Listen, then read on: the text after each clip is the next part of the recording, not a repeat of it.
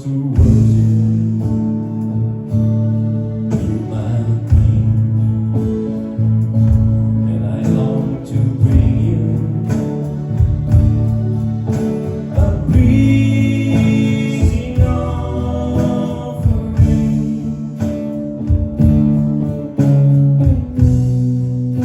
And I'm overwhelmed,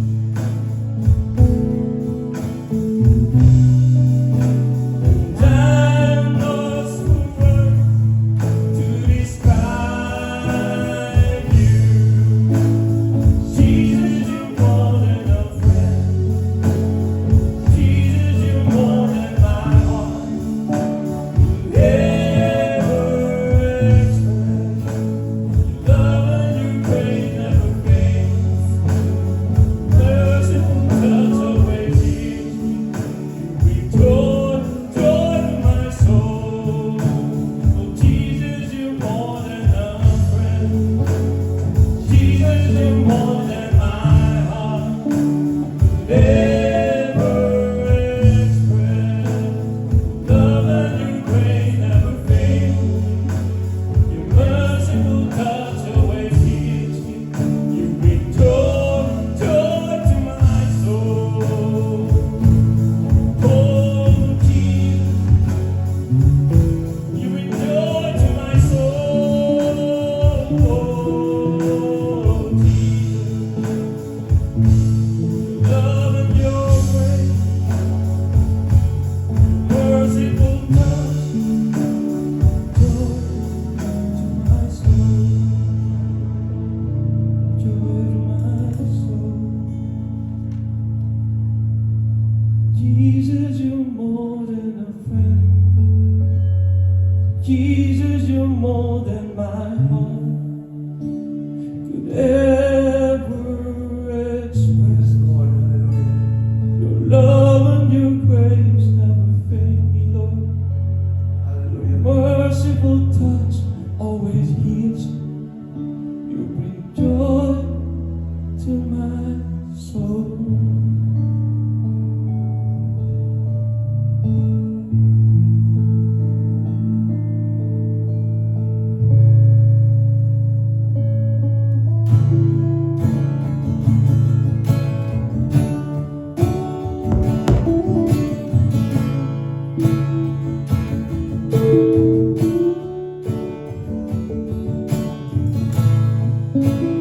One day when heaven was filled with His praises, one day when sin was as black as could be, Jesus came forth to be born of a virgin, dwelt among men, example is He.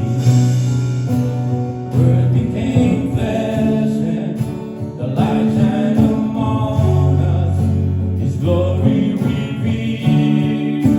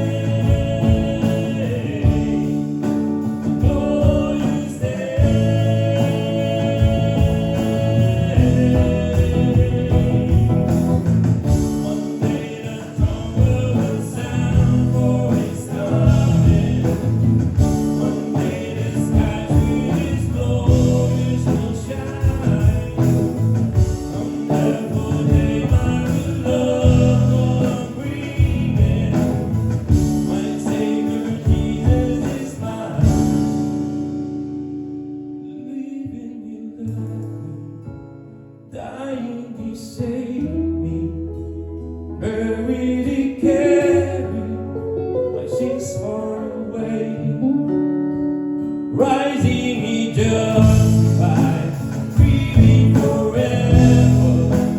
One day he's coming, the glorious day, the glorious day, glorious day,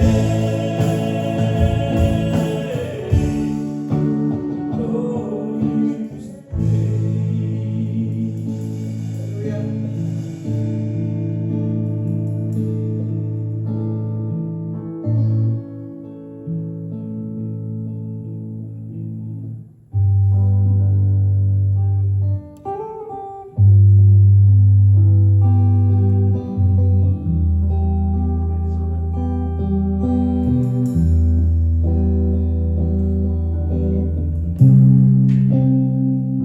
Hallelujah. How great is our God? Sing with me, how great is our God? And oh, we'll see how great is our God. Yes, you're great, Lord. The splendor of the King, clothed in majesty, let all the earth rejoice, all the earth rejoice.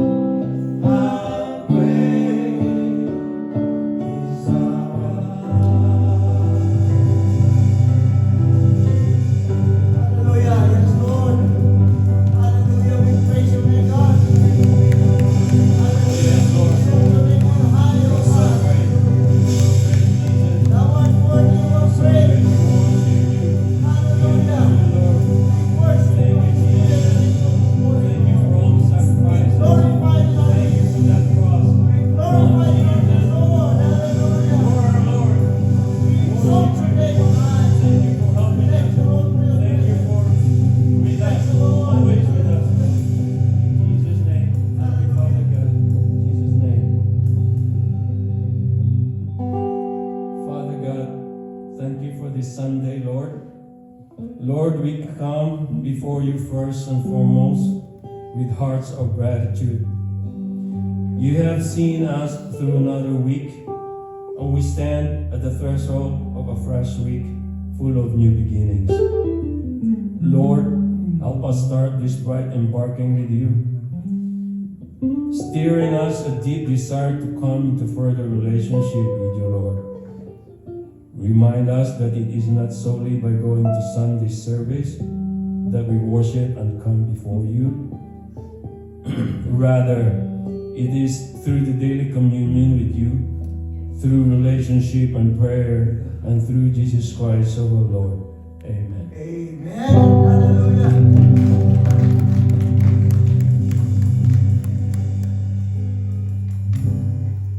God is great. Amen. Thank you, Lord.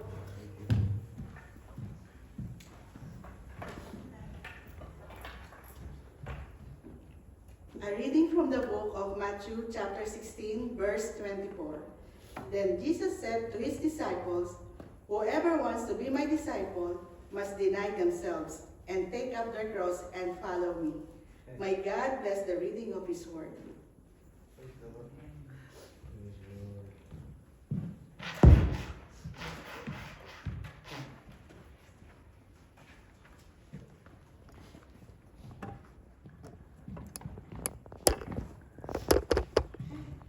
Praise the Lord. Tayo po ba ay blessed? Amen. Dahil dito tayo lahat. Gusto ko lang pong i-encourage ang lahat na uminom ng maraming tubig. Kagabi, 2 a.m. nagising ako. Bakit kaya ako pinagpapawisan ng init? Diyos ko, paggising, punong-puno ako ng pawis, 2 a.m.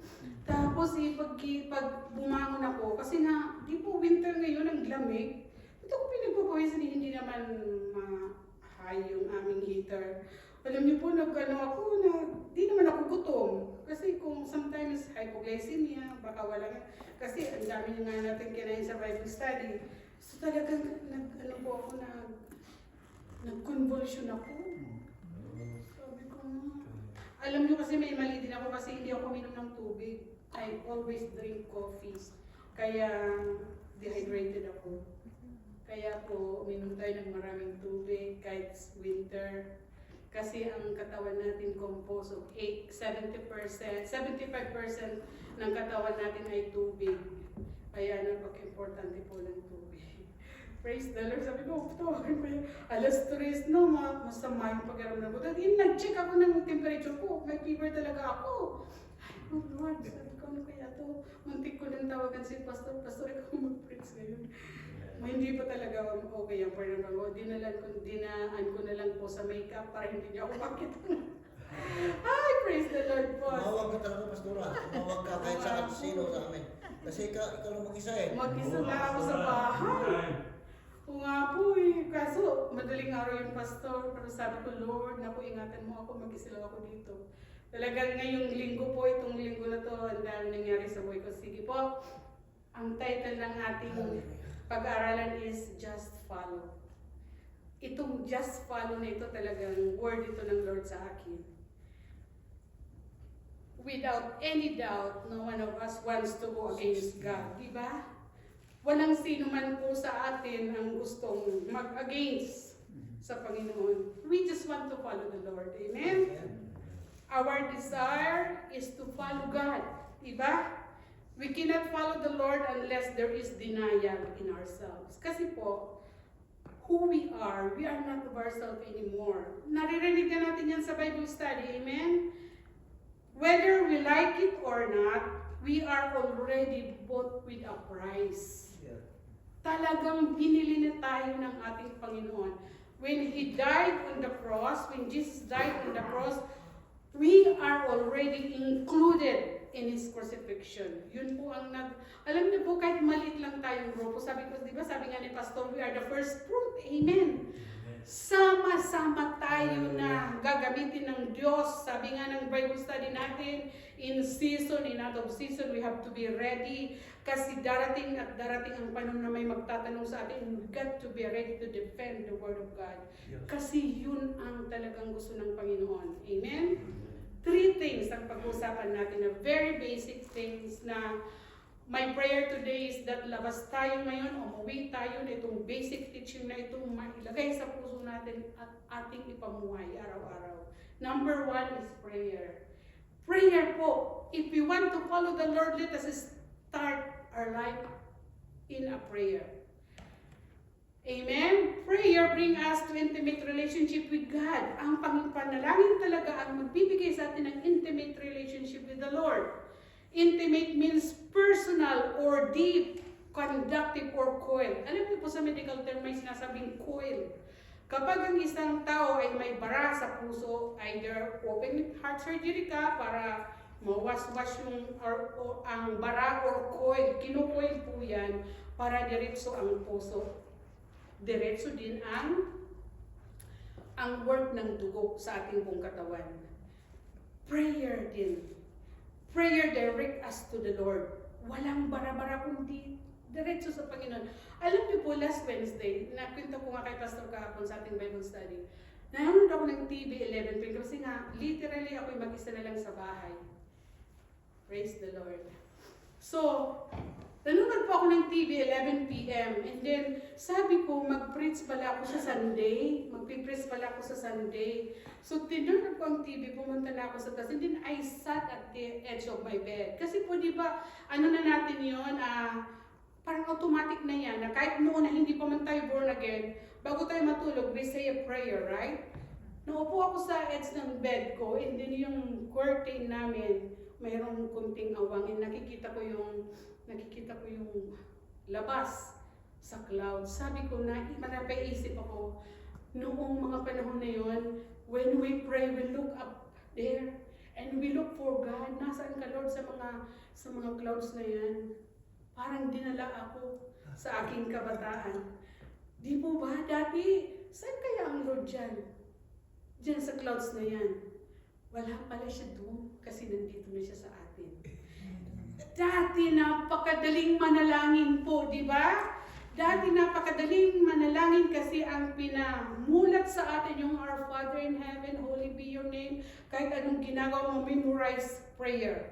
Di ba? After that, parang wala ka namang naiintindihan kasi it is a recital prayer or memorize na natin. Parang wala lang nangyari, di ba? Kasi po, mali pala.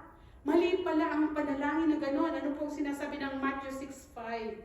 And when you pray, do not be like hypocrites, for they love to pray standing in a synagogue and on the street corners to be seen by others. Truly, I tell you, they have received their reward in heaven or in full. Kapag tayo ay nananalangin, kasi ito po yung this is the description dun sa mga Pariseyo. Alam niyo po yung mga Pariseyo, ito yung mga alam nila ang Bible from cover to cover, pero hindi nila alam paano sundin. Kasi nga, katulad ng napag-aralan natin, they interpret the Bible literally. Kaya yung pagkakaintindi rin nila sa Bible, literal. But it is not like that. Sabi nga dito, pag tayo daw ay nanalangin, kasi po yung mga Pariseyo noong panahon, pag nanalangin dyan sila sa bulbagan, ang ingay-ingay, kasi gusto nilang manotice sila ng public na sila ay nananalangin. Gusto nila nakikita sila ng tao. And it happens now. It happened now in the church. Mayroon pa nga mga patumba-tumba. Di ba sa mga churches na yun? I was there before. Kapag hindi ka natumba, ang inclination sa'yo, wala sa'yo ang Panginoon kasi hindi ka natumba. It happens now. Nangyayari pa rin po ito. And glory to God kasi po yung mga natutunan natin na yun, kinukorek na tayo ng Panginoon. And this is the reason. Scripture speak to us not literally. Ay, grabe po. Alam niyo po talagang that Wednesday, as in wala akong, hindi man nagsalita ang bibig ko. I just flow in the Spirit of the Lord. Talaga pong iba kapag ang Panginoon ay nangusap sa atin. There is no words to say. Talagang madama mo.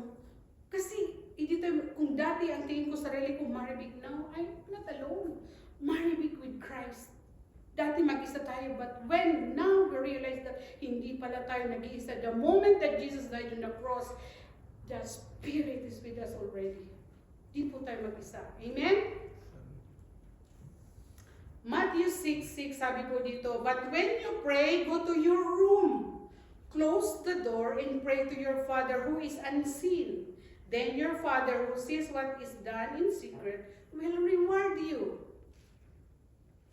Alam niyo po, ang pananalangin, it is a moment with the Lord in us. We revere the Lord. Kasi holy siya. Siya ay banal. That is why, sabi po dito, when you pray, go to your room. Kasi yung panalangin po natin, moment natin yan sa Lord. Ikaw at ang Panginoon lang. Walang iba. At walang makakaagaw ng moment na yun kapag tayo ay nanalangin. Amen? You feel His presence because He is with us. He is with us talaga. Talagang totoo yun. Sabi po sa verse 7, and when you pray, do not keep on babbling like pagan, for they think they will be heard because of their many words.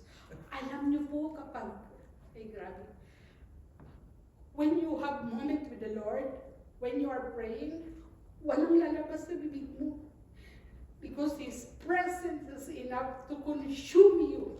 I-consume ka talaga ng Lord. No doubt about it.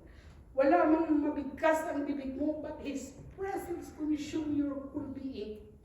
At yun po ang tunay na panalangin. Kasi alam ng Lord kung anong needs natin. He knows us, hindi pa man binigkas ng bibig natin. He knows what is in our mind, in our heart.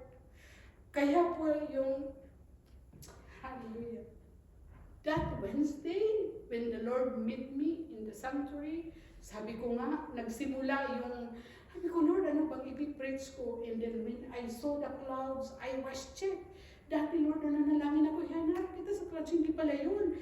And then, the revelation came to me.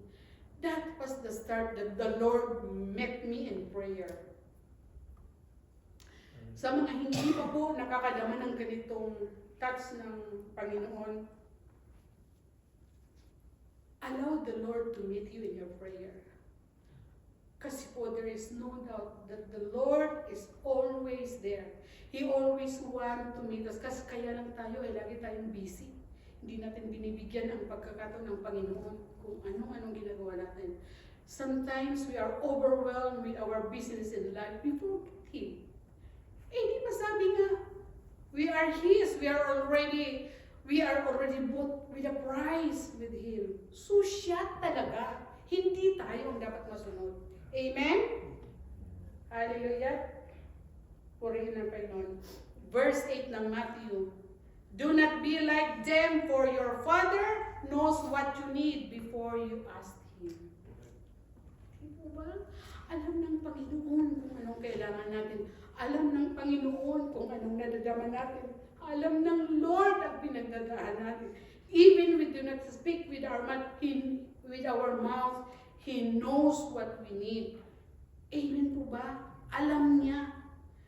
Kaya nga po, sabi ko nga itong basic na to, sabi ko, Lord, turuan mo kami. Kasi how many of us here, kapag ginawa po natin to, there's no doubt that the Lord will work in our lives. Sama-sama po tayo, walang maiiwan sa atin. Kasi yun ang pangako ng Diyos, walang maiiwan.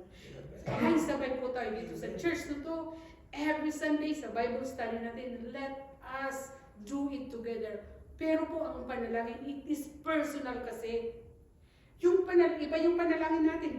This is called corporate prayer. Means, lahat tayo dito. But the prayer with the Lord, our moment with the Lord, our personal prayer with the Lord is different. Iyon po yung in-explain ko ngayon, na yung naramdaman ko nung Wednesday. Sabi ko nga, how many days na pinaparanas sa akin ng Panginoon to? Kasi nga mag-isa na po ako sa bahay. Kapag mag-isa ka pala sa bahay, ang daming oras. Sabi ko nga, Lord, bakit itong mga panahon na to, mag-isa ako sa bahay, pero iba. Because I always think about the Lord. Lord, mag-isa ako, huwag mo kong iwan ha. Lord, mag-isa ako lang dito, bahala ka na sa akin. That is always in my mind. Kaya nga pinaparanas din sa akin ng Lord na hindi ka mag-isa, anak, nandito ako. And it brings me to kneel down all the time. It brings me to tears kasi damang-dama ko, Lord, na nandyan. I pray that our life start from prayer every day. Amen po? Hallelujah. When God lead us or you in prayer, sabi ko po nga, walang makakaagaw nito. Walang makakapigil kung gusto kang kausapin ng Lord. There's no one and no circumstance that can stop that. Amen? Siguro po magtatanong kayo, you might question, alam naman pala ng Lord kung anong kailangan ko, alam naman pala ng Lord kung anong naramdaman ko, why I have to pray?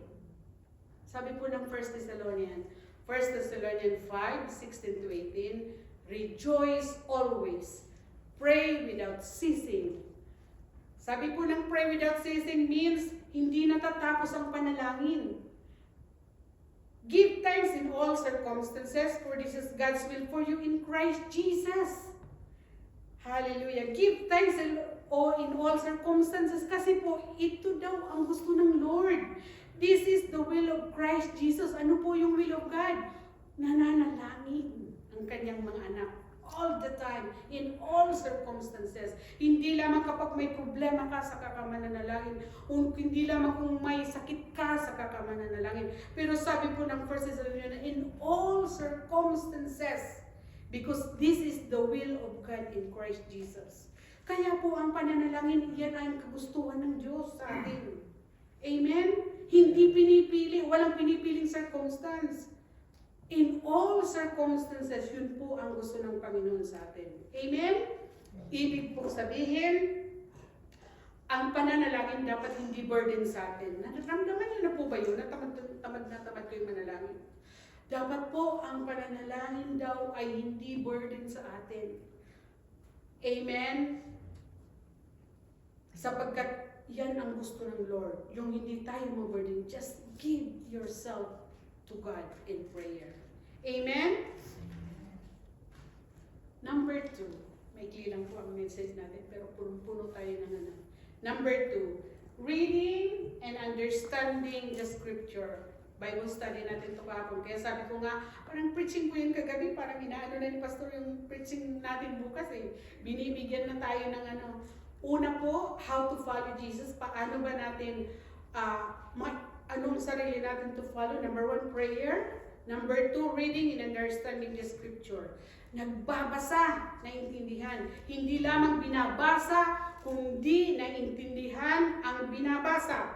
Amen? Kasi po, we need to grow.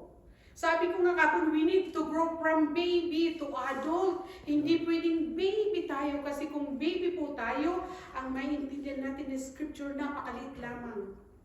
Samantalang if we desire to become adult, to be mature in the Word of God, talagang tuturuan tayo ng Biblia. But it can only be done if we are reading our Bible and understanding it. Amen? Ano po ang sabi ng 2 Timothy 3:16-17? All scripture is God's breath. Praise the Lord. And is useful for teaching, rebuking, correcting, and training in righteousness, so that the servant of God may be thoroughly equipped for every good works. Ito daw po ay God's breath. Hininga ng Diyos. Kaya di ba sa John po, sabi po, in the beginning was the Word, and the Word was God, and the Word was God. Amen? Siya ito. Kaya ito po ay buhay. Amen? Ang scripture ay buhay.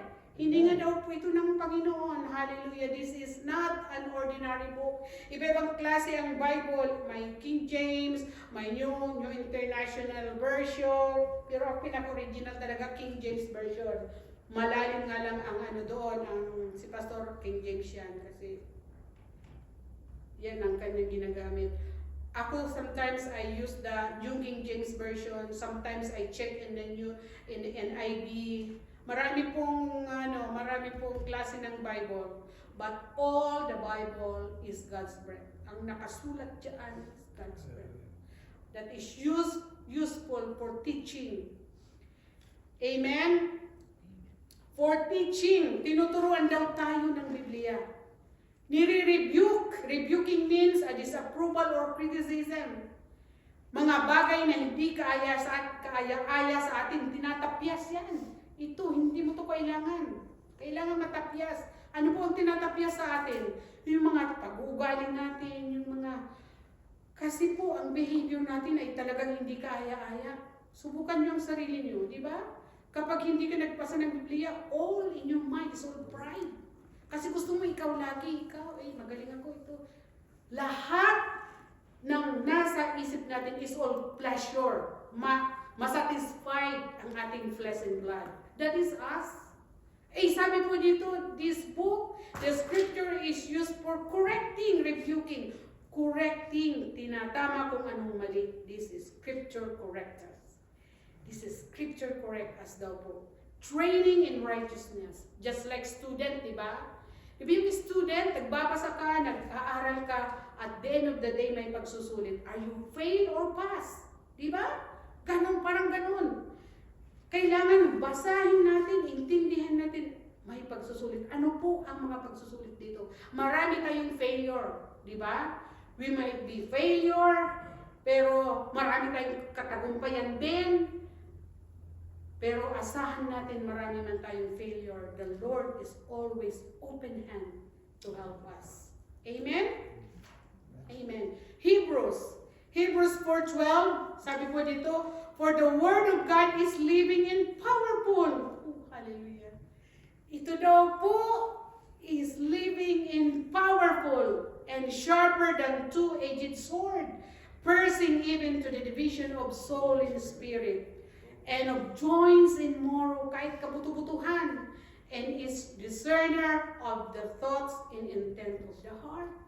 Ganun po ito. Kaya nga, hindi ito pwedeng baliwalain lang. This is not taken for granted. Kasi kung anong nandito, kung baga sa trabaho, ito ang job description ng ating buhay. Amen? This is God in us. Amen? The scripture is the Lord in us. Amen? Amen po. Sabi po kanina sa 2 Timothy, sabi doon, the scripture teaches us, rebuke us, and correct us. Dito naman po sa Hebrews, ang salita daw ng Diyos is living and powerful. Grabe, makapangyarihan. Sharper than any two-edged sword. Napakatalas po. Kaya nga po, kung mananatili tayong baby sa Panginoon at hindi tayo nag-grow, madali tayong masway.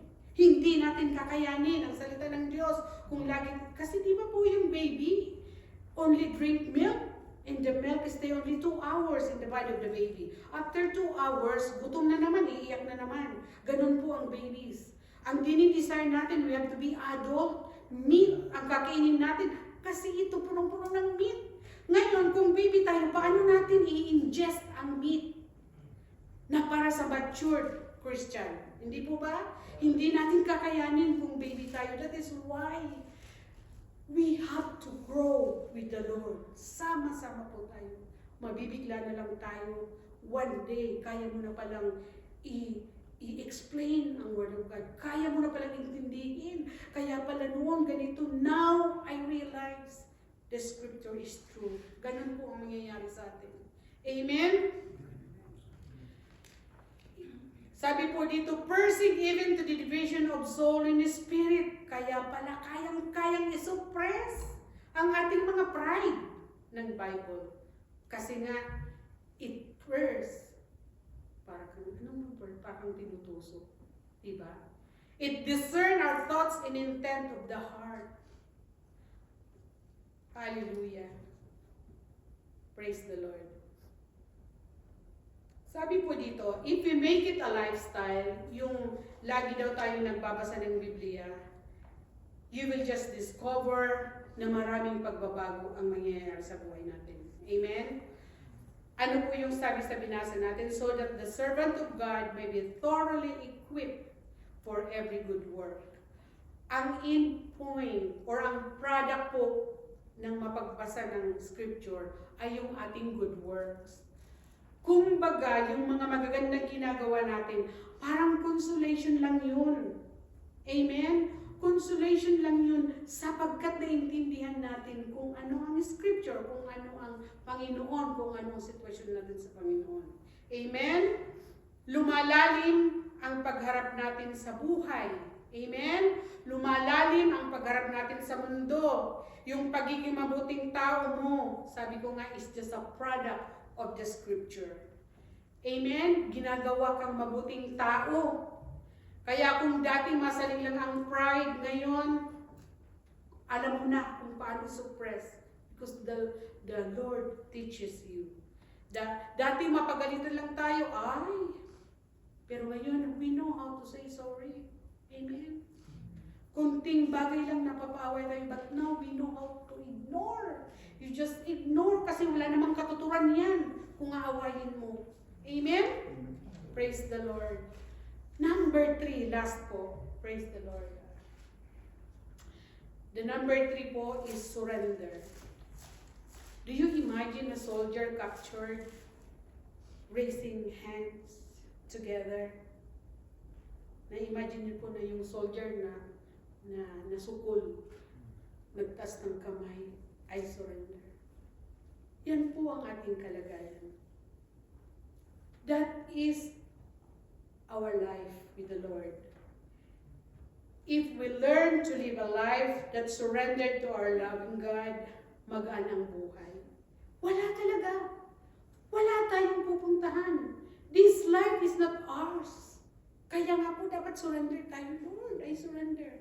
Take charge of this life. Because I cannot do it. We cannot do it in our own mind. Kaya sabihin talaga natin, masasabi na lang natin, Panginoon, hindi ko kaya. Kasi yun ang sabi ng scripture. In our own might, we cannot do anything. But with God, everything is possible. Imposible sa tao, posible sa Diyos. Amen? Ano pa? Surrender talaga tayo sa Lord. Amen? Galatians 2:20. Sabi po sa Galatians 2:20, I have been crucified with Christ. It is no longer I who live, but Christ lives in me. The life which I now live in the flesh, I live by faith in the Son of God who loved me and gave Himself for me. Diba po? We have been crucified with Christ. Sabi ko nga kanina, when Jesus crucified on the cross, we are included in that crucifixion. Kaya po ang buhay natin is already crucified with Christ. We no longer live, but Christ lives in me. Amen? The life that I live in this flesh is we live by faith. Talagang by faith lang po tayo. Ang buhay natin ay by faith lang. Ano ba yung faith sa Tagalog? Ano po ate? Nabubuhay lamang tayo by faith.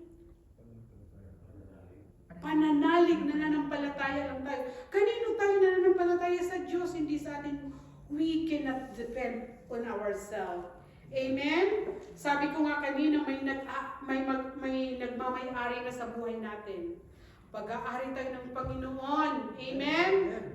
Hallelujah. This life is not ours anymore. We got nothing to be proud of. Kahit man tayo ang pinakamatalinong tao, napakasagana man natin sa buhay, nangyari man yung mga pangarap natin, but still, this life is not ours. Time will come, we'll just disappear. And everything will be left behind. So, anong may pagmamalakan natin? Di ba wala? Wala. Kung mayroon man tayong tinatamasang sagana ngayon, sapagkat kinawaan tayo ng Lord, dahil sa paghihirap natin, nakita ng Panginoon. Now, anak, ito ang buhay mo ngayon. But still, your life is not yours. Your life is mine. Amen po ba? Praise the Lord. Now, Dahil tayo ay, di ba, na natutunan na natin, we have still Adam in our life. Meron pa tayong Adamic nature. Nature, pag sinabing nature, hindi pwedeng wala, nandyan pa rin. Lagi tayong inaatake ng Adam nature natin, di ba? That is why we always have a fight. We are struggling always. Kasi mostly of the time tayo pa rin nasusunod. Amen? Sabi ko nga, alam niyo po nung Wednesday, when the Lord speak to me in prayer, there is no doubt na sinakluban yung kong pagkatao at ang Panginoon ang naghari. Pero the following day, sarili na naman ang masusunod sa atin. Di ba? Why? Because sabi po dito, mamaya pa pala yun. Sabi po dito, there is always fight of good and evil. Amen? Pero ano po ang assurance ng Panginoon sa atin? 1 Corinthians 10:13. Ano po ang sabi ng 1 Corinthians 10:13? No temptation has overtaken you except such as common to man. But God is faithful, who will not allow you to be tempted beyond what you are able. But with the temptation will also make the way of escape. Ano po bang hanapin natin? Diba? How can we not surrender to the Lord? Sabi po dito, hindi daw iaalaw ng Lord ang mga pagsubok na hindi natin kayang mapagtagumpayan. Diba? Assurance na yun. Na may pagsubok man, mayroon na tayong pagsubok, pero sabi ng Biblia, hindi daw hahayaan ng Diyos na mayroong mga pagsubok na hindi tayo mapapagtagumpayan. So it is assurance already, na kahit mayroon tayong pagsubok, the Lord will not abandon us. Amen? Sabi po dito, but God is faithful, who will not allow you to be tempted beyond what you are able. Amen? Biruin mo kung gaano tayo kamahal ng Diyos, hindi tayo hayaan na tuluyang magupo ng pagsubok. Sabi po dito, but with the temptation will always make the way to escape. Bibigyan daw tayo ng Panginoon ng way. Ano ba yung way sa Tagalog? Daan. Kung paano yan mapagtagumpayan. Biruin mo yun, nandyan na lahat. Sabi ng Lord, hindi ko kayo anak, bibigyan ng mga pagsubok na hindi nyo kaya. At bibigyan ko kayo ng kaparaanan, paano mapagtagumpayan yan. Amen? Romans 12:2.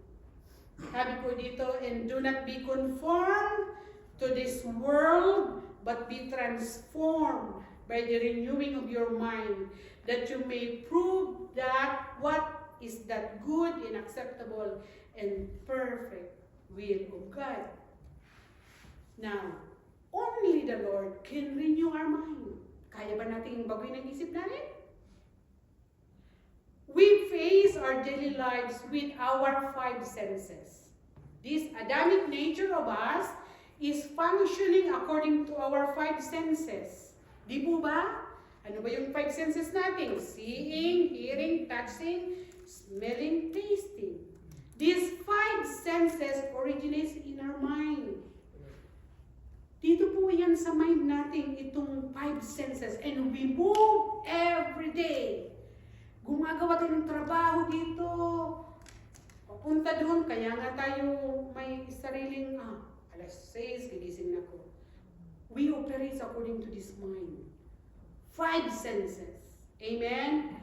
Now, the renewing of our mind is God's business. Panginoon ang may pakialam sa ating utak. We cannot do it ourselves. Kasi kung tayo lang po, banat lang tayo ng banat.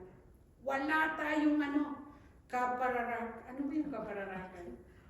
Walang kapararakan because we function according to our five senses, right? So it's so shallow. Hallelujah.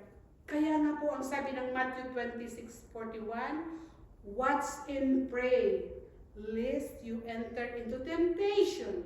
The spirit is willing, but the flesh is weak. Amen? This flesh is weak. Kaya marapat lamang po na lagi tayong manalangin. Magbasa ng Biblia, and let us just surrender everything to the Lord. Amen po ba? Kasi po wala talaga. Alam niyo po, ang ating buhay, we wake up every day, we sleep, we wake up again, trabaho, sleep again, very ordinary. But this kind of life has an end. Amen? This kind of life has an end. And when that time comes, we are all with the Lord. Amen? Pero po, nararapat lamang na while we are here in our flesh and blood, mabuti ang ating buhay. Matuwid ang ating buhay. May kapararakan ang ating buhay. May direksyon ang ating buhay. At hindi ang mga sarili ang nasusunod natin. It's so difficult to follow the Lord. Sino dito ang madali bang sumunod sa Lord? But, walang imposible sa Panginoon. Subukan niyo po yung one day, pumunta kayo sa kwarto niyo mag-isa. Just start inviting the Lord to touch you. You will just discover. Alam niyo po, sabi ko nga, ang panalangin, hindi kailangan may words. Hindi kailangan maraming salita kasi po, hindi ka nga makapagsalita. Kapag ang presensya ng Lord ay, tinouch ka, kapag nandyan ang presensya ng Lord, hindi ka nga makapagsalita. You just want to feel His presence and how the presence of the Lord fill you. Grabe po ang joy. Grabe ang joy. Hindi mo mapaliwanag. Iyak ka ng iyak. Hindi mo naman alam ano ba yung iniiyak ko. Kasi grabe po ang joy. Ano ba yung joy? Grabe po yung kaluwalhatian sa iyong sarili. Hindi mo ma-explain. Ganun pala ang presensya ng Lord. Hindi mo alam bakit ka umiiyak. Ganun pala ang presensya ng Lord. Hindi mo alam. Hindi ka naman nagsalita. And the peace in your heart is there. Wala kang kinakatakutan na, Lord, ito pala ang presence ng Lord. The presence of the Lord is enough to consume us. And I pray po that all of us can experience the presence of the Lord. Kasi napakasarap.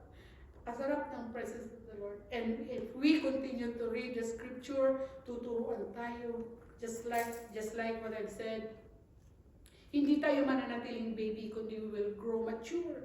Kapag tayo ay naging mature na sa Panginoon, naturo na tayo ng Biblia, ang pagharap natin sa buhay ay kakaiba na.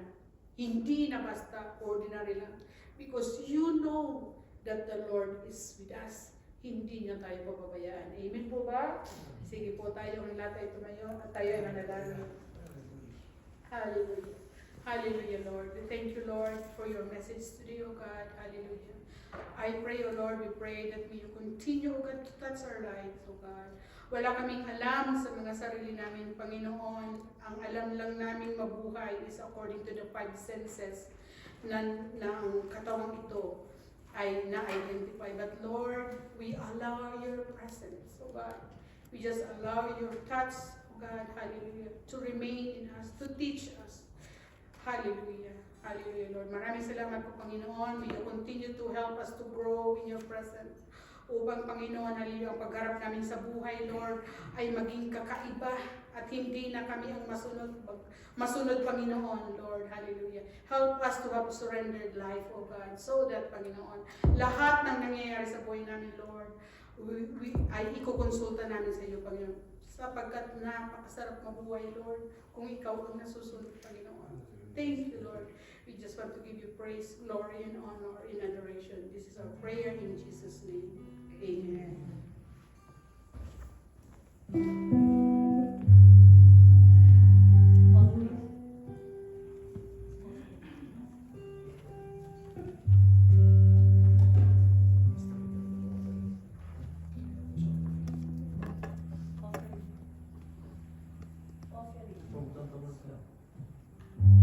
Pagkain din yung great sa dahil mo. Tapos tayo magbibigay sa Panginoon.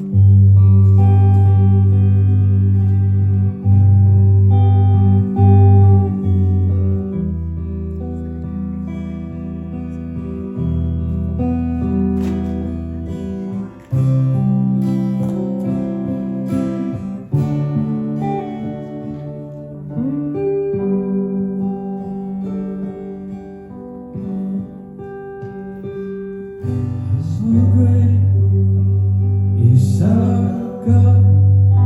Sing with me. How great is our God. How great is our God.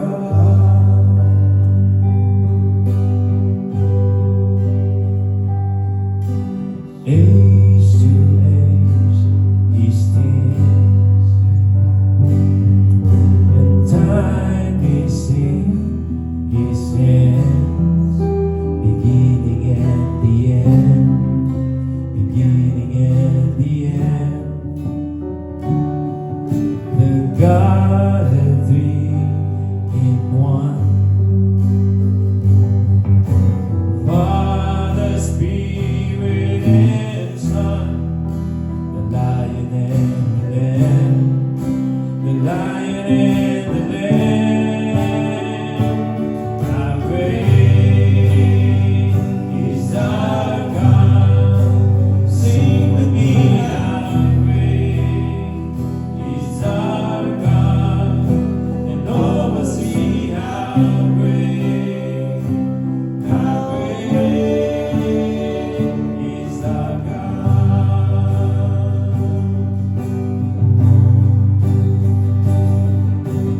Name above all names,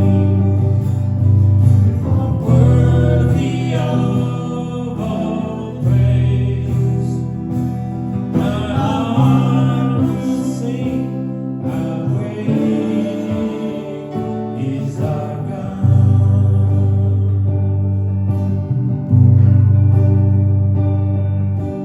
Name above all names, oh, you are worthy of all praise.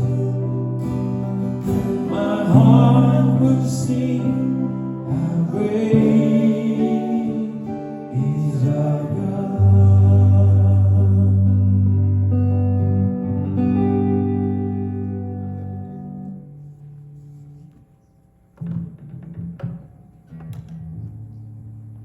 Kung ano yung basa ng isang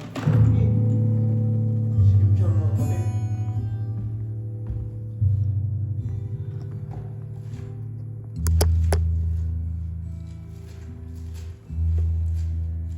Praise the Lord.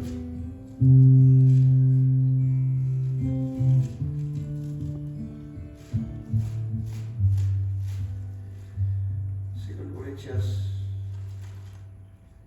Ito ang lagi natin ginagamit mga kapatid eh. Kasi tayo nga ay hindi na tayo naniniwala. Oo na kaya. Hindi na tayo naniniwala doon sa sa tithes tulad sa testimony ni Brother Ricamon. Pero matagal na mga kapatid yung tithes. Yung tithes talaga hindi ko talaga. Nung kami Sister Opel doon pa sa Muntinlupa, under kami sa Amazing Grace, may tithes at offering talaga. Pero nung ako yung buksan sa prophetic, nakita ko na ang dami pala talaga nating na tanggap na basura mula sa Bible School, mula sa religion. Kung ating suriin talagang mabuti, bakit ba tayo kinukonvict tayo ng salita ng Diyos eh? Mas mahigit ang bigat ng salita ng Diyos kaysa turo ng tao. Praise the Lord. Kaya kung makita ko na, uy, bakit itong text na offering ganito?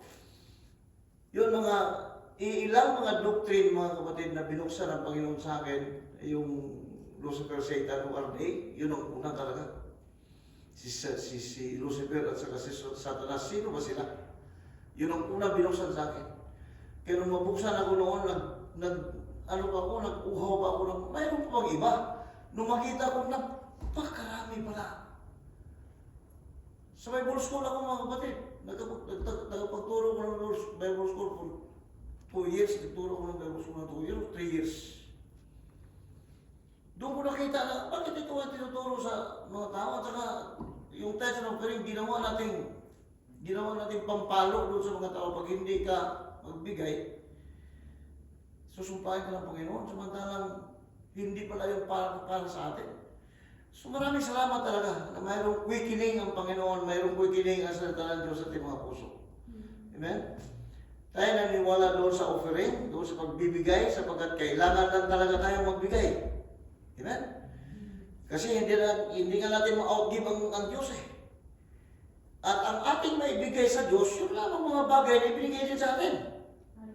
So ibinalik lang natin yung mga ibinigay ng Diyos sa atin sa Kanya. Sapagkat ang sabi nga na salita ng Diyos, wala tayong matanggap sa sanlibutan ito maliban kung ibigay ng Diyos sa atin. Ano yan? Founded yan sa salita ng Diyos, mga kapatid. A man can receive nothing except it be given him from heaven. Yun ang sinabi ng salita ng Diyos. Kaya ang naibigay natin sa Kanya, yun ang naibigay sa Diyos sa atin. At ang unang-una mga kapatid, kung makita natin, hindi na talaga natin mabayaran ang kabutihan ng Diyos sa ating mga buhay. Kaya bagamat hindi tayo naniniwala sa tithes, tayo po ay naniniwala doon sa pag-offer sa kung ano, mula sa puso natin na ibigay sa Panginoon. Kung mayroon talaga maibigay ang Diyos sa iyo, why not na maging ano tayo, greedy tayo sa mga bagay na ibigay sa atin ng Diyos. Amen? Kung ang nakaganda lang dito, walang pilitan. Kasi hindi natutuwa ang Diyos kung ikaw'y napipilitan na magbigay. Mula sa puso natin, mga kapatid. At kung mula sa puso, ang Diyos ay talagang may kakayahan na pagpalain ka. Amen? Actually, siya ang unang nagpala sa iyo. Kaya ka nagpala rin sa Diyos. Nagbigay ka sa Diyos pagkat siya ang unang nagpala sa iyo. Yun yung principle na lead down doon sa Genesis chapter 14, mga kapatid. Noong si Abraham ay nagbigay ng ikapulo doon sa kay Melchizedek, ang sabi ng Biblia, and Melchizedek blessed Abraham. And then Abraham gave the 10 sa kanyang spoil.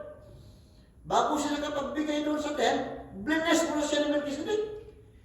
So yun yung prinsipyo natin sinusunod. Ang Diyos ang unang nagbigay sa atin, mga kapatid. Kaya tayo nakapagbigay din sa Diyos. Kaya inahamon kong bawat sa atin, mga kapatid, kung mayroon lamang tayo maibigay sa Panginoon, bigay din. At alam natin na ang Diyos ay kayang magpala sa ating mga buhay. Mayroon akong testimony, mga kapatid. Matagal ko na itong kinikimkim sa aking puso. Salamat sa mga testimony ni Pastora na nakaranas siya ng presensya ng Panginoon.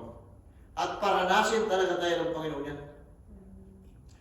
Kaibang karanasan, pag ikaw may panganak muli sa Panginoon, may ibang karanasan na hindi pala natin naranasan nung sa una nating klase ng buhay. Kasi bagong buhay na ito spiritual life na ito At dito sa spiritual life na ito, walang kaalaman dito ang laman mo. Sapagkat pinanganak na tayo sa spiritual, mga kapatid, dahil ang Diyos ang gumawa niyan. Ang sabi ng Biblia, we are begotten ng Diyos sa spiritual na kapanganakan. At walang kaalaman ang ating laman dito. Hindi true or yung sinabi ni Pastor kanina yung 5 natural senses natin, yung ating kakayahan sa buhay, hindi. Ang Diyos ang nag-anak sa atin sa mundong ito, mga kaya nandito tayo. Yan? At dito sa klaseng buhay na ito, mayroong kaibang karanasan. Alam po ninyo, mayroon akong, mayroon akong herbal na mini-maintain. Kasi ako ay nag-deal ng herbal doon sa Pilipinas. Area manager ako ng herbal product doon, ng Morisi. Hindi ko mga kasama ko na gano'n, nagpundo ko talaga ng kapital ko doon para maging area manager ng herbal product. At yung herbal product na yun, hanggang ngayon mga kapatid, ginamit ko. Sabagat nakita ko yung bisa niya. Napaka-bisa ng herbal product na yun. At mayroon akong mini-maintain na kung hindi ko mainom itong produktong ito, mayroon akong maramdaman sa aking katawan. Lalo na ako, operado ako. Nung bago pumasok yung bagong taon, di ba nagkaroon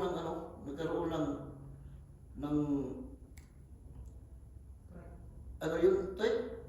strike yung post office, yung kanana post. Mayroon na akong in-order doon sa Pilipinas kasi tantyado ko na yung panahon na darating yan, tama-tama naman pag wala na yung aking maintenance. Meron rin ako, naku, sabi ng doktora, kasi alternative doktor yung aking ganun doon sa Pilipinas eh. Sabi niya, Pastor, hindi ko may padala kasi hindi daw tumatanggap ang Canada ng mga parcel. So, patay. Patay, sabi ko. Naku, ano kayo mangyari sa akin? Kasi ramdam ko, pag hindi ko mainom itong product ito, ramdam ko talaga yung mayroong problema sa katawan ko. Patay, paano kaya ito? So, kailan kaya mag-lift yung strike ng Canada Post? January yun ha? Pagpasok ko lang ng January. Kasi kailangan nun, darating dito first week of January, tapos na yung ano ko, wala na akong mainom. Nako, nung pumasok ang first week ng January, inano ko doon sa, research ko doon sa Google, ang sabi ng Canada Post na bukas na sila. Pero, yung mga parcel, hindi pa nila tatanggapin sapagkat marami pa nakapundo, marami na nakating dyan ng mga parcel. Pag, before mag-pista doon may pista sa amin, January 14 15 pista doon eh. Doon sa amin, sa aming lugar. Sabi nung alternative doctor, sabi niya, Pastor, pwede na magpadala. Pwede na padala ng product. Pero, ang sabi doon sa, na maantala pa talaga dahil i-hold pa yung product. Yung sabi ko, sige lang, ipadala mo lang, doktora. Ipadala mo lang. Ako lang, bahala lang. Basta napadala na dito. Kung maantala man, bahala na. Atin lang ipag-pray. Alam niyo, nung pinadala ng doktora na yun, di ba may tracking? Tinracking ko doon sa universal tracking. Ang sabi doon sa universal tracking, matanggap mo itong product na ito at the end of February. Naku po. Tapos sabi ko, baka magbago siya. Baka magbago kasi, tinracking ko naman after 1 week. Ganun pa rin. 28 of February talaga matanggap ko. Kaya wala talaga ako, patay, paano kaya ito? Ano kaya gagawin ko? Mayroon pumasok sa akin titingin ako ng mga herbal product dyan sa shoppers. Kasi di ba may mga herbal product sa shoppers? Baka mayroon dyan para sa kidney, kasi kidney ang kong kapatid eh.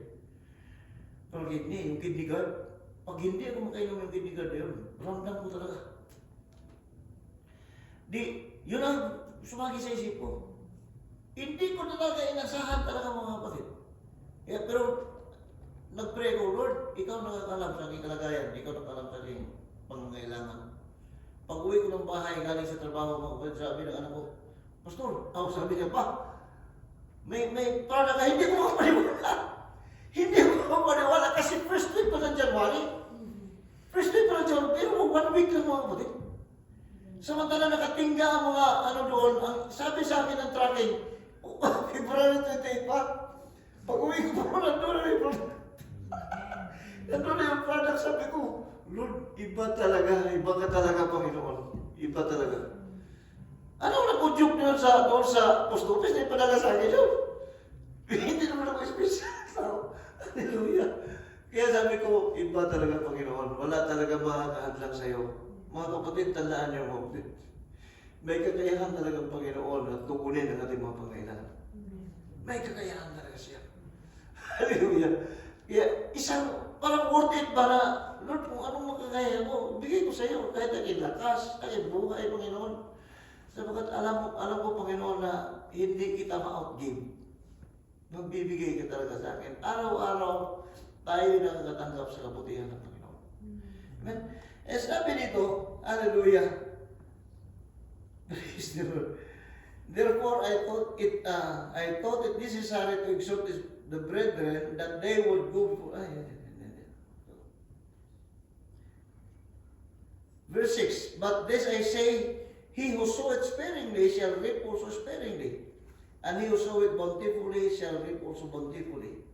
Every man according as hath purposed in his heart, so let him give, not grudgingly, or of necessity, for God loves a cheerful giver. At dito sa mga sunod na verse niya, and God is able to make all grace abound towards you. Amen? Salamat sa Panginoon, sabi niya, that you always having all sufficiency in all things. Hallelujah. May abound to every good work. So, salamat sa Panginoon.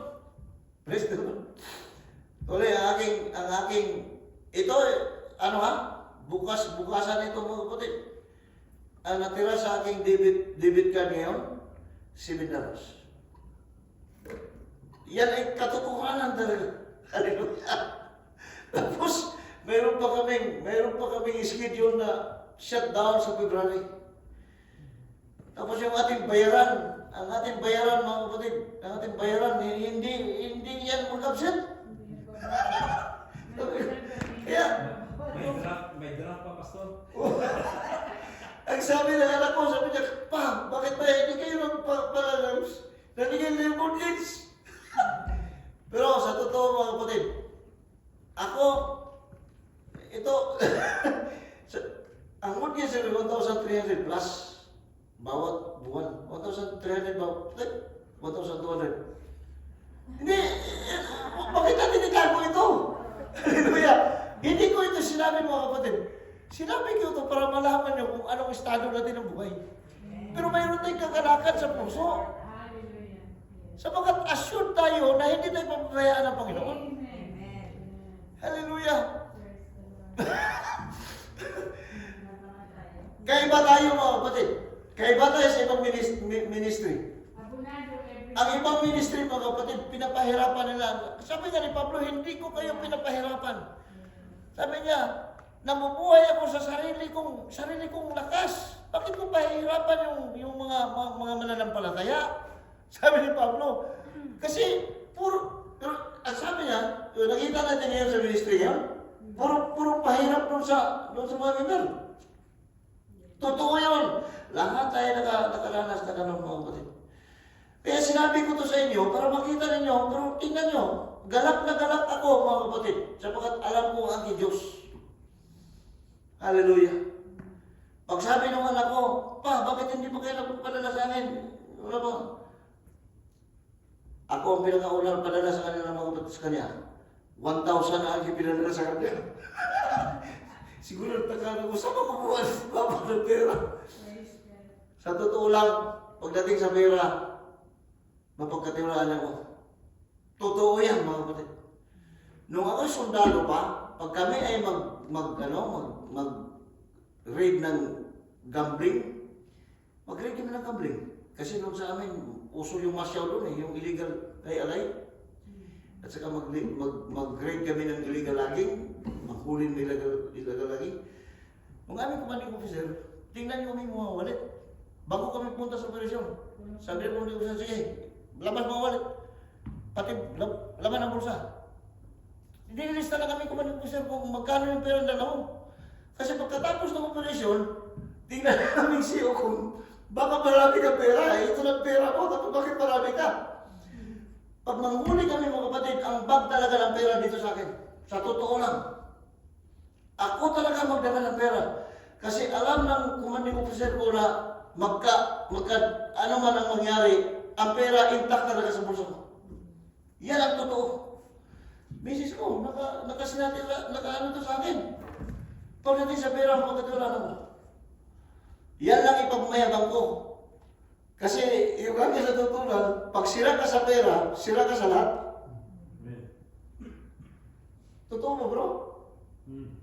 Pag sira ka sa pera, sira ka sa lahat. Pag hindi ka pagkatulan sa pera, hindi ka talaga mapagkatulaan. Yung maliit na bagay na pinagkatuwala sa'yo, hindi ka nako po, sira ka sa lahat. Yan ang politiko, Pastor. Kaya, yun ang aking may pagmalaki mga kapatid. Pagdating dyan, maasahan niyo ako. Pagdating dyan. Doon yan sinabi ni Pastora, kami ni Pastora, hindi kami hahawak na kahit isang sentimo. Iyan na kami. Mayroon tayong guts na i-challenge sa mga kapatiran kasi alam natin na, alam nila na hindi para sa atin. Ito ay para sa ministry.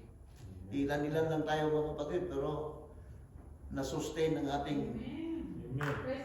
hallelujah. God bless you, Pastor. God bless you, God. Na-sustain ang ating pangailangan sa ministry ito.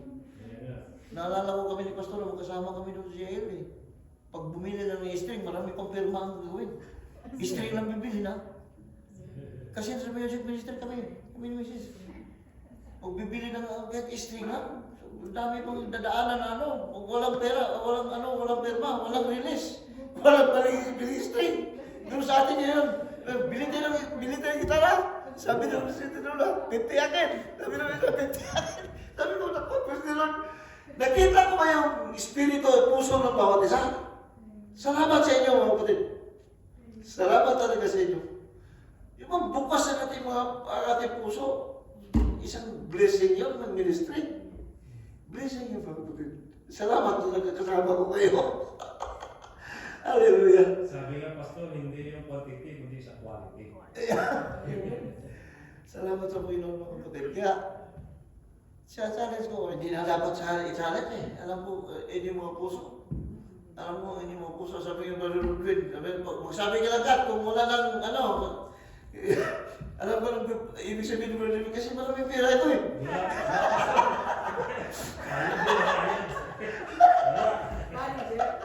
Pinagpala ito, kapatid ito, grabe ito. Kapala yung kalyo mo, Pastor. Dati kasi sa kabila, kasi ako nga po ang coordinator doon, di ba? So, ako ang pastor doon. Kapag nakita nila, tanungin ka talaga kung magkano sa akin, pastor. Ngayon, kapag nakita nila ng 3 beses ako na hindi nag-tithes ng 10%, hindi ako pwedeng mag-preach. Grabe, no? Kaya po, grabe yung talagang purihin ng Lord dahil nabuksan tayo sa talagang mahal tayo ng Diyos. Inulit ako doon ng Lord kasi una, wala, hiwalayin na ako ng asawa ko eh. Kasi sabi sa church, Maribig, pag hindi mo nadala ang asawa mo at anak mo, hindi ka pwede mag-preach kasi kailangan yung asawa ko din mag-tithes. So, talagang pinakita ng Lord na kailangan kong maalis. Biruin mo, para lang ako mag-10%, kulang-kulang ang ipapadala ko sa anak ko. May lakas pa naman kumakas. Kahit kulang yung, parang hindi ako sa hindi ako padala ko ba? Kasi kailangan 10%. Oh God, grabe yung deception nito. At saka tingnan niyo po, di ba dito sa church natin, kapag nagbigay ka, maluwag, napakapis ng puso mo. Doon napakabigat kasi pinipwersa ka eh. Pinipwersa ka na, pag sa kaluwa mo. Kasi instead na sa pamilya mo mapunta, yung pamilya kami na po eh. Doon pala sa church.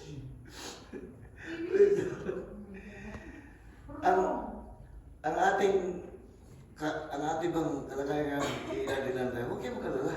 Huwag kayo mag-alala. Kasi hindi naman tayo sa ating effort ito eh. Gawain ito ng Panginoon. Kung tingnan natin yung unang mga apostles doon sa Book of Acts, mga kapatid, bilis na nila ang word. At nagsabi, and the Lord added doon sa church ng mga mananampalataya. Huwag kayo mag-alala. May kanya-kanya panahon ng bawat isa. Yun ang sinabi ko, kung alam natin ang takbo talaga ng plano ng Panginoon, there is no struggle in the ministry. Walang struggle. Isa man yan, dalawa man yan. Sabi nga, when there are 2 or 3 gathered in my name, dalawa lang, sila 3. Importante yun, mga kapatid. Ang importante po, totoo. Yung quality ng puso, kapatid. Praise the Lord. Tapos yung mga totoong tao sa palibot natin, Pastor. Yeah. Yung talaga yung pinipraise natin, hindi yung paramihan. Ang pinipraise natin yung quality ng pagsamba natin. Mayroong first thought, yung sinabi ni Pastora kanina. Bagamat ang target ng Panginoon, lahat ay plantings ng Diyos, ang lahat ng tao sa sanlibutan ito, walang isa na makakaiwas sa Diyos. Walang masasayang, kapatid. Basahin yung chapter 6 ng John. Yung pinapakain ng Panginoon ng 5,000 mga lalaki, walang hindi kasama yung mga bata. Out of 5 bread lang at 2 isda. Yung 5 bread na yun speaks of us. 5 piraso lang. Kasi yung 5 sa Bible speaks of grace. Number 5 is the number of grace. Ang number 6 is the number of man. Yan mo? Kaya nga mayroong 6, 6, 6. Bakit 3? Perfect talaga yung kanyang pagiging flesh. Yun yung ibig sabihin sa Antichrist. tao na mayroon tayo, bawat isa. Amen? Yun yung sinambuluhan ng 666 mga kapatid. Perfect man, perfect in the flesh. Ang 5 is number of grace. Ang number 4 is number of the world, the four corners of the world. Ang number 3 is number of God, the strength of God. Yun, sa Biblia, napakaraming number mga kapatid, at hindi aksidente yan. May mga meaning ang number ng Biblia. Kaya nga nung kanyang, sabi niya, ipunin niyo yung mga fragments. Imagine niyo yung 500 nails Christmas na ipinapakain ng Panginoon para sa sanlibutan ito. Pagkain tayo sa sanlibutan ito. Kaya nga tinitrain tayo ng Diyos ngayon. Ilan-ilan ka man, imagine 12 lang yung disipulo bro. 12 lang yung disciple na yun, at yung 12 disciple na yun, namatay pa yung isa. Sino yung namatay? Si Judas. Pero ibig sabihin mga kapatid na wala na si Judas. Sapagkat kung wala si Judas, hindi matutupad ang kamatayan ni Kristo sa krus. Kinakailangan mayroon talaga mag-traidor sa Panginoon. Kabilang kabahagi si Judas mga kapatid sa kaligtasan ito. Sakripisyo lang siya. Pero yung, nakita mo yung gesture ni Judas? Nung makita niya na, nung inano na siya ng kanyang konsensya, ang pera yung 30 pieces of silver na kanyang tinapon niya doon sa templo. At nagbitin siya sa kanyang sarili, nagbigtin si Judas. Kaya hindi niya kayang, hindi niya maatim sa kanyang sarili, pinagkanulo niya ang Diyos. Hindi mo wala si Judas mga kapatid. Kabahagi siya. Yung labing isa na lang. Yung 11 naging apostol. Di ba may pinalit sila? Before sa Book of Acts chapter 2, may pinalit na silang isa kapalit ni Judas. Yung 12 na yun mga kapatid, naging 120. At pagdating doon sa outpouring of the Holy Spirit sa day of Pentecost, 50 days after the Passover, nag-preach si Pedro. Tumayo si Pedro mga kapatid under the guidance of the Holy Spirit. Ano nangyari? Walang nagawa ang mga Roma mga kapatid. Walang nagawa ang gobyerno. Imagine that. Tayo ay gagamitin ng Panginoon. Hallelujah. Sinabi ni Pastora, kinakailangan mag-grow tayo sa prayer, mag-grow tayo sa ating understanding. Kinakailangan hindi tayo manatili doon sa bata. Ang sabi nga doon sa salita niyo sa Hebrews chapter 5, you are supposed to be teachers right now. Teacher na kayo. But even until now, sabi ni Paul, hindi ko makapakain sa inyo ng matigas na pagkain. Ang milk ay para lang sa mga bata. At yung mga bata is unskillful. Pagbata pa. Kaya kinakailangan talaga lumago tayo. Reading and understanding talaga sa word. Again, yung understanding, hingin mo sa Panginoon. Lord, tulungan mo ako. Sapagkat wala akong magagawa kung wala ka. Tulungan mo akong maunawaan yung salita. Ganon ang nangyari sa akin mga kapatid. Ganon talaga. Nung unang wala pa akong, naku, ang Biblia, paano ko ba nanawain ito? Pero nung binuksan ng kunti ng Panginoon ang pag-iisip, lahat ng mga nababasa doon, buhay na para sa akin. Buhay talaga. Hingin niyo sa Panginoon. Papakain ka ng Panginoon sa libutan ito. At ang sabi ng Panginoon, tipunin niyo yung mga fragments. At yung natipon nila ay 12 basket pa. Paano nangyari yun? 5 isda lang, 5 tinapay at 2 isda. May mga fragments na 12 basket. Sabat yung 12 basket speaks of perfect government. Ang lahat ng tao dito sa mundo ito ay maging pagkaala. Tayo ng mga unang bunga ay papakain ng Diyos sa liputan ito. Ating mga buhay. I'm speaking about spiritual things dito mga kapatid. Kaya yung mga disipulo ni Kristo, iniwan siya ng iba kasi hindi nila maanuhan. Yung sabihin, Panginoon, kainin niyo ako. Sapagkat ang aking laman ay pagkain talagang totoo. Ang aking dugo ay inumin ng totoo. Sabi ng mga disipulo iba, umalis na tayo. Ginawa tayong aswang ito. Umalis na sila, iniwan ng Panginoon. Nung makita ng Panginoon na tinalikuran siya ng mga disipulo, tinanong niya si Pedro, Pedro, kayo ba ay aalis din? Sabi ni Pedro, hindi, Panginoon. Ikaw lang ang tanging mayroong buhay na walang hanggan. Hallelujah. Kaya salamat sa Panginoon mga kapatid. Amen. Salamat sa preaching, Pastor. Salamat sa encouragement na bawat isa magbasa talaga. Kailangan talaga mayroon tayong Bible. May mga Bible ba tayo? Physical Bible talaga? O nasa tayo? mayroon tayo, kasi kaiba ko sa ano mga kapatid eh. Kaiba ko nasa sa cellphone lang tayo, iba talaga kung mayroong Bible. Kasi may mamarkahan ka. Huwag kayong matakot na markahan yung Bible ninyo. Ang sabi nga ni Olga sa amin noon, yung Mami Olga na ito yung nag-umpisa doon sa IBF sa prison. Sabi niya, kung makita ko yung Biblia ninyo marumi, ang ibig sabihin niyan, may malinis kayong buhay. Pero kung ang inyong Biblia ay malinis, ang ibig sabihin niyan, marumi ang buhay mo. Yan ang sabi ni Mami Olga. Kaya huwag kayo matakot na pero lagyan niyo ng tatay yung Bible. Yung dati kong Biblia, yung una kong ginagamit, kasi ito, pangalawa ko ng Bible na ginagamit eh. May mga marka ito, hindi pwede mula. Kaya pag siguro sabihin ninyo, bakit pastor, parang ginaganon na yung Bible, may mga marka kasi ako eh, alam ko na kung saan haharapin. Huwag kayong matakot na markahan yung Biblia niyo.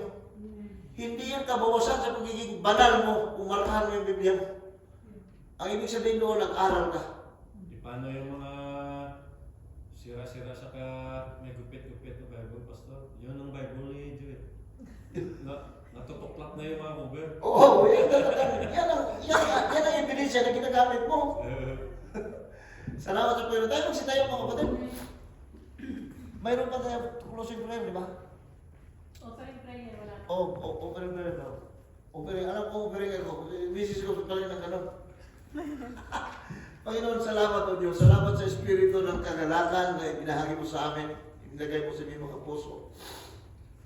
Isang karangalan at isang pribilehyo mga kasama ko itong mga kapatiran na ito, Panginoon. Nakita mo kaya ng mga puso kung lalo sila kabukas sa iyo, Diyos.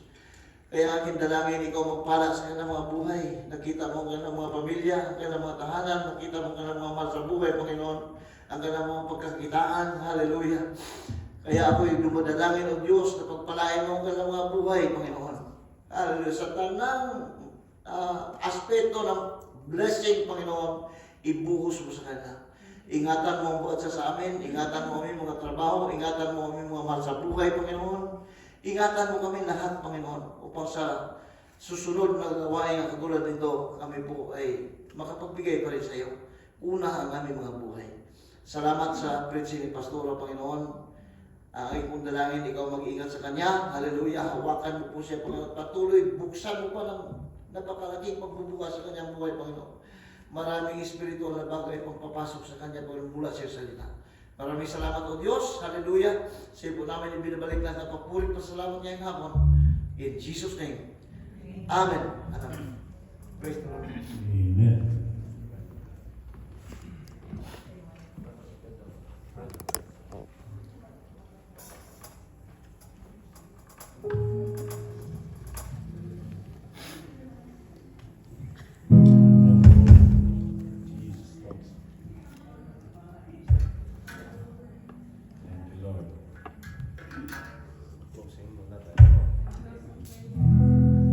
Prayer na.